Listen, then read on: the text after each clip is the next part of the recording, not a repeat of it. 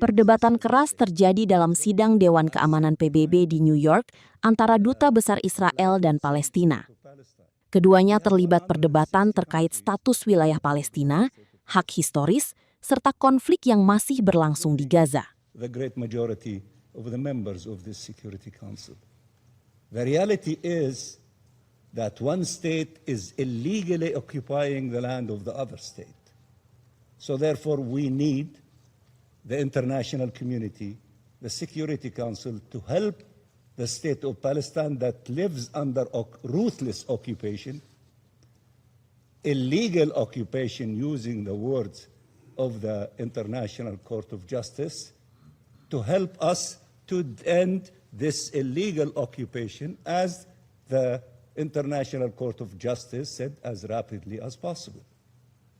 Of course, we appreciate all efforts to make this occupation less vicious, if there is such thing as that, in the process and in the way and the path of ending this illegal occupation. That is the main objective, ending this illegal occupation, not to make it a nicer occupation. And many of you have exercised that during the time of putting an end to colonial occupation and control in the past. So I don't need to explain to you what you were struggling for in order to attain your freedom and liberation. We are the last kid around the block. We need to end this evil system imposed on us, oppressing us, stealing our resources, killing our children, doing all the evil things that the UN reports describe, all of the agencies of the United Nations describe, and other NGOs, organizations describe as well. So it needs to end.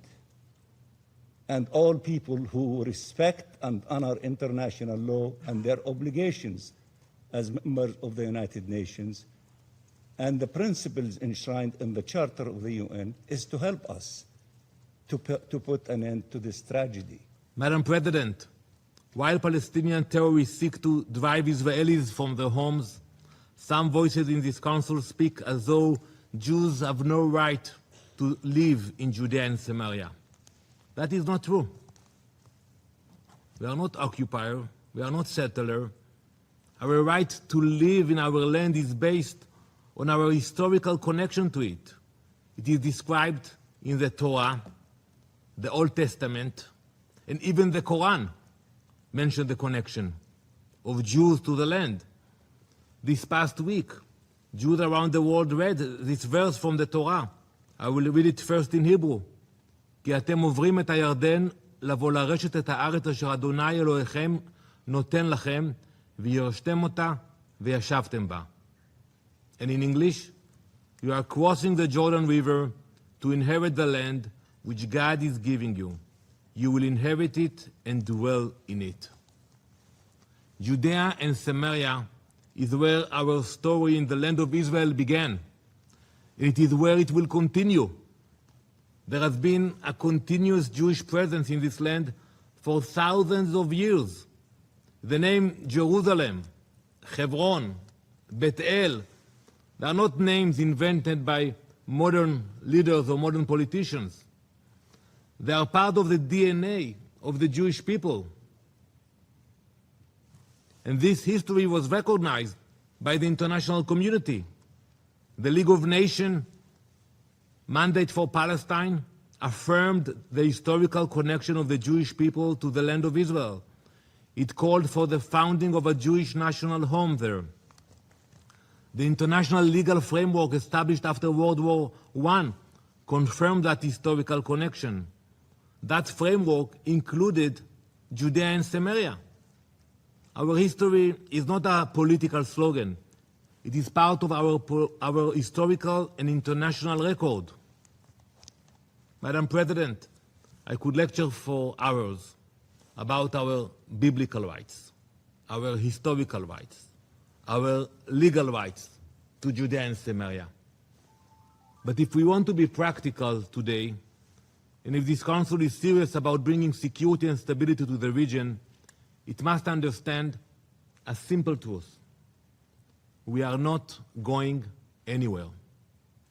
Jewish communities will stay in Judea and Samaria, just like the Palestinian communities. Несмотря на эту трагическую реальность, здесь, в стенах Совета Безопасности, ряд западных делегаций на протяжении последних месяцев возлагал всю полноту ответственности за пробуксовку мирного плана по Газе исключительно на Хамас. Все мы помним, как в ходе заседания СБ в адрес руководства палестинского движения звучали настойчивые призывы незамедлительно согласиться сложить оружие, не препятствовать работе Национального комитета по управлению Газой и принять дорожную карту высокого представителя Совета мира Николая Младенова.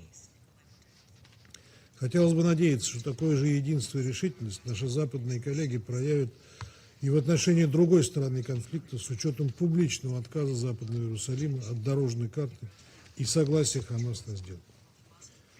Госпожа председатель, неоднократно отмечали, что успех любой мирной инициативы по БВУ будет измеряться достижением главной цели – созданием единого, независимого и непрерывного государства Палестина на Сбрии и в Газе со столицей в Восточном Иерусалиме. Созданием государства, сосуществующим в мире безопасности с Израилем. As the United States has said many times, we strongly condemn violence by any party in the West Bank. The United States appreciates the Israeli government's condemnation of and the increased actions to counter violence in the West Bank. Israel has taken specific steps, such as increasing law enforcement actions, to boosting the IDF presence, and to allocating significant financial resources to counter violence. The United States will continue to work constructively to increase security, reduce tensions, and enhance stability that is beneficial for both Israelis and Palestinians alike. President Trump's 20-point plan to end the Gaza conflict makes clear that the PA must verifiably complete a slate of reforms. Jelajahi cara baru mendapatkan informasi. Download MetroTV Extend sekarang.